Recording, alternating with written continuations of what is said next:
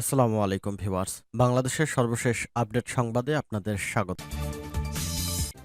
জানিয়ে দেব হাতে থাকা সর্বশেষ আপডেট বাংলা সংবাদ। প্রথমেই সংবাদ শিরোনাম। ইন্ডিয়ান এক্সপ্রেসকে আওয়ামী লীগ নেতারা শেখ হাসিনাকে ডুবিয়েছেন 4 জন। এরপর জানিয়ে দেব বাঁধ বন্ধে ভারতকে 24 ঘন্টার আলটিমেটাম গণ অধিকার পরিষদের। এদিকে ভয়াবহ বন্যায় ডুবেছে 10 জেলা, নিহত 8।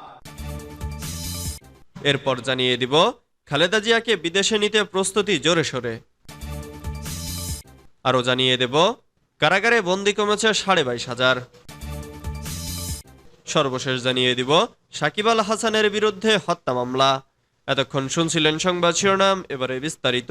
তবে অনুরোধ থাকবে ভিডিওটিতে একটি লাইক করবেন এবং কমেন্ট করে জানিয়ে দিবেন কোন জেলা থেকে আপনি আমাদের এই ভিডিওটি দেখছেন। ইন্ডিয়ান এক্সপ্রেসকে আওয়ামী লীগ নেতারা শেখ হাসিনাকে ডুবিয়েছেন 4 জন।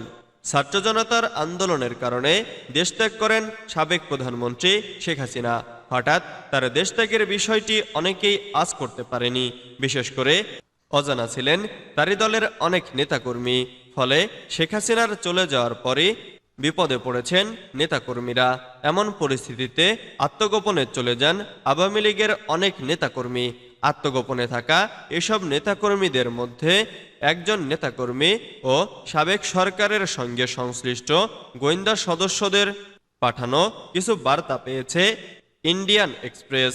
সংবাদ মাধ্যমটি গত এক সপ্তাহে এসব ব্যক্তিদের সঙ্গে যোগাযোগ করেছে, দেখা করেছে অপ্রকাশিত বিভিন্ন স্থানে।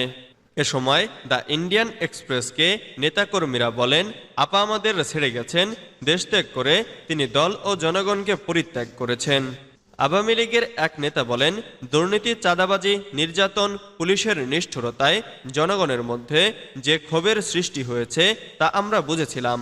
বিএনপিকে নির্বাচনী তরিতে ওঠানো গেলেই সেই ক্ষোভ হয়তো থামানো যেত, তাতে আমরাই আবার জিততে পারতাম এবং দল ক্ষমতায় থাকত।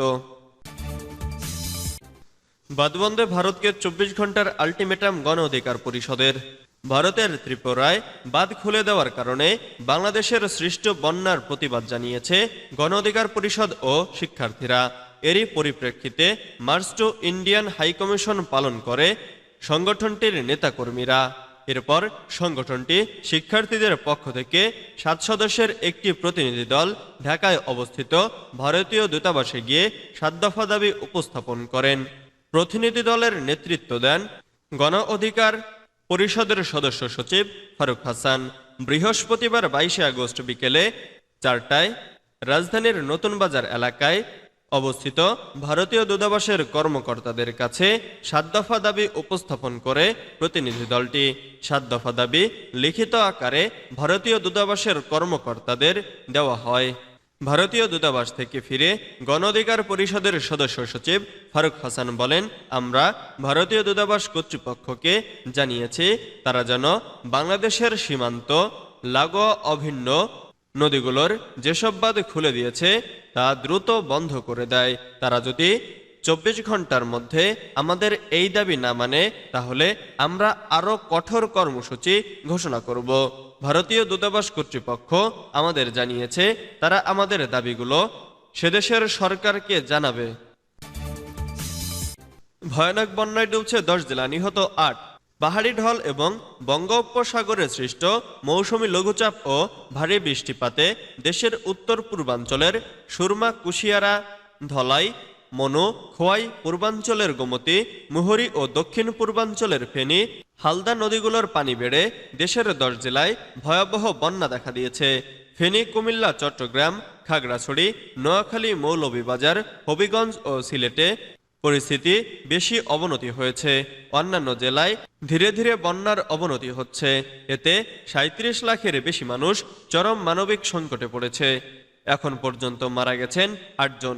তাদের মধ্যে কুমিল্লায় 4 জন, ফেনীতে 1 জন ও ব্রাহ্মণবাড়িয়ায় 1 জন ও কক্সবাজারে 2 জন রয়েছেন। এদিকে পর্যাপ্ত নৌযান ও অন্যান্য উদ্ধারযানের অভাবে পানিবন্দী এসব মানুষকে নিরাপদ আশ্রয়ে নেওয়া কঠিন হয়ে পড়েছে। বৃহস্পতিবার দুপুর থেকে সেনাবাহিনী, নৌবাহিনী, বিমান বাহিনী, বিজিবি সহ আইনশৃঙ্খলা রক্ষাকারী বাহিনী এবং বিভিন্ন রাজনৈতিক, সামাজিক ও ব্যক্তি উদ্যোগের সংগঠনগুলো তাদের সর্বোচ্চ চেষ্টা দিয়ে বন্যার্তদের উদ্ধারে কাজ করছে। সরকারও বন্যার্তদের পাশে দাঁড়ানোর আহ্বান জানানোর পাশাপাশি নানা উদ্যোগ নিয়েছে। খালেদা জিয়াকে বিদেশে নিতে প্রস্তুতি জোরে সোরে। আওয়ামী লীগ সরকারের পতনের পর মুক্ত খালেদা জিয়াকে চিকিৎসার জন্য দ্রুত বিদেশে উন্নত সেন্টারে নিতে চায় বিএনপি ও তার পরিবার। এ লক্ষ্যে জোরেশোরে চলছে প্রস্তুতি। চিকিৎসার জন্য কোন দেশে নেওয়া হবে সে ব্যাপারে সিদ্ধান্ত নিতে বুধবার বৈঠক করেন পরিবারের সদস্যরা। গত বছর যুক্তরাষ্ট্রের চিকিৎসকরা বাংলাদেশে এসে খালেদা জিয়ার যকৃতে টিপস সম্পন্ন করায় প্রথম দিকে ওই দেশটি বিবেচনায় থাকলেও এখন তাকে ইংল্যান্ড নিতে চান। উন্নত চিকিৎসার পাশাপাশি খালেদা জিয়ার বড় ছেলে তারেক রহমান এবং প্রয়াত ছোট ছেলে আরাফাত রহমান কোকর পরিবার সেখানে থাকায় ইউরোপের এই দেশটিকে অগ্রাধিকার দিচ্ছেন তারা। ইংল্যান্ডের পাশাপাশি জার্মানির বিষয়টিও খালেদা জিয়ার পরিবারের বিবেচনায় রয়েছে বলে সংশ্লিষ্ট সূত্রে জানা গেছে। কারাগারে বন্দী কমেছে 22,500।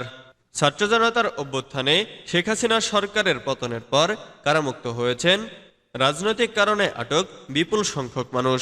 এর প্রভাবে গত 3 সপ্তাহে দেশে কারাবন্দীর সংখ্যা প্রায় 22,500 কমে গেছে। এর মধ্যে রাজনৈতিক পরিস্থিতির সুযোগ নিয়ে বিভিন্ন কারাগার থেকে পালিয়ে যাওয়া প্রায় 2,000 বন্দীও রয়েছে। কারা অধিদপ্তর তথ্য অনুযায়ী গত 31শে জুলাই সারা দেশে 68টি কারাগারে মোট বন্দী ছিলেন 79,048 জন। এরপর ছাত্র জনতার অভ্যুত্থানে শেখ হাসিনা সরকারের পতন ঘটে। পরবর্তীত পরিস্থিতিতে রাজনৈতিক কারণে আটক বন্দীদের মুক্তি দেওয়া হয়। এর মধ্যে জুলাই ও আগস্টে বৈষম্য বিরোধী ছাত্র আন্দোলন দমাতে গণগ্রেফতারের শিকার ছাত্র জনতার পাশাপাশি বিভিন্ন সময়ে আটক বিএনপি, জামাত ও অন্যান্য দলের নেতাকর্মীরাও রয়েছেন। বিপুল সংখ্যক মানুষ কারামুক্ত হওয়ায় গত মঙ্গলবার দেশের সব কারাগারে বন্দির সংখ্যা 56,427 জনে দাঁড়ায়। সেই হিসাবে 3 সপ্তাহে কারামুক্ত হয়েছেন 22,621 জন। সাকিব আল হাসানের বিরুদ্ধে মামলা। গার্মেন্টস কর্মী রুবেলকে হত্যার নির্দেশদাতা হিসেবে সাবেক সংসদ সদস্য ও ক্রিকেটার সাকিব আল হাসানের বিরুদ্ধে ঢাকা মহানগর পুলিশের আদাবর থানায় একটি হত্যা মামলা দায়ের করা হয়েছে। বৃহস্পতিবার 22শে আগস্ট গার্মেন্টস কর্মী রুবেলের বাবা রফিকুল ইসলাম বাদী হয়ে মামলাটি দায়ের করেছেন। সাকিব আল হাসানকে মামলার 28 নম্বর এজাহার নামীয় আসামি করা হয়েছে।